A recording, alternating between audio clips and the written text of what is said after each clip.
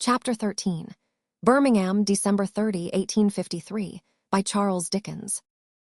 The first of the readings, generously given by Mr. Charles Dickens on behalf of the Birmingham and Midland Institute, took place on Tuesday evening, December 27, 1853, at the Birmingham Town Hall, where, notwithstanding the inclemency of the weather, nearly 2,000 persons had assembled. The work selected was The Christmas Carol. The high mimetic powers possessed by Mr. Dickens enabled him to personate with remarkable force the various characters of the story, and with admirable skill to pass rapidly from the hard, unbelieving Scrooge to trusting and thankful Bob Cratchit, and from the genial fullness of Scrooge's nephew to the hideous mirth of the party assembled in Old Joe, the rag-shop keeper's parlor.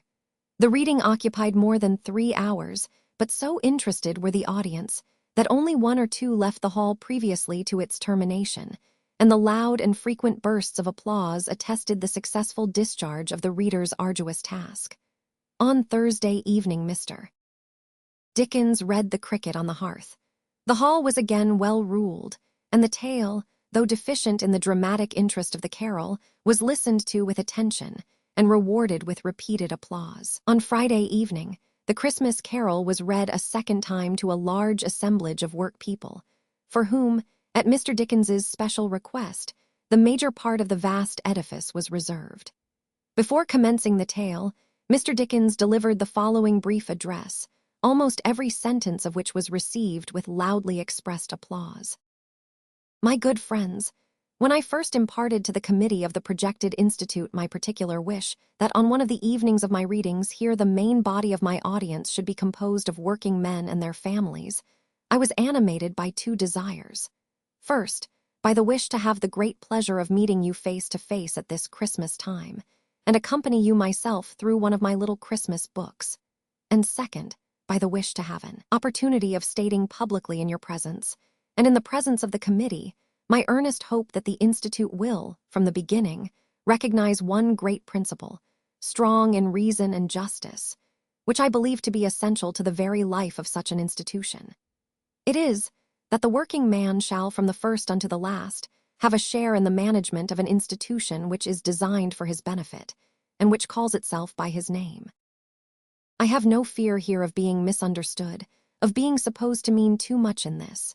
If there ever was a time when any one class could of itself do much for its own good and for the welfare of society, which I greatly doubt, that time is unquestionably past. It is in the fusion of different classes, without confusion, in the bringing together of employers and employed, in the creating of a better common understanding among those whose interests are identical, who depend upon each other, who are vitally essential to each other, and who never can be in unnatural antagonism without deplorable results, that one of the chief principles of a mechanics institution should consist. In this world, a great deal of the bitterness among us arises from an imperfect understanding of one another.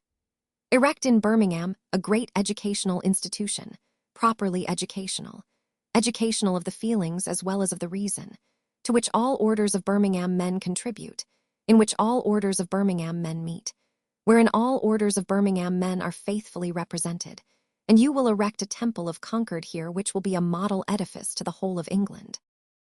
Contemplating as I do the existence of the Artisans' Committee, which not long ago considered the establishment of the Institute so sensibly, and supported it so heartily, I earnestly entreat the gentlemen, earnest I know in the good work, and who are now among us, by all means to avoid the great shortcoming of similar institutions, and in asking the working man for his confidence, to set him the great example and give him theirs in return. You will judge for yourselves if I promise too much for the working man, when I say that he will stand by such an enterprise with the utmost of his patience, his perseverance, sense, and support, that I am sure he will need no charitable aid or condescending patronage, but will readily and cheerfully pay for the advantages which it confers, that he will prepare himself in individual cases where he feels that the adverse circumstances around him have rendered it necessary.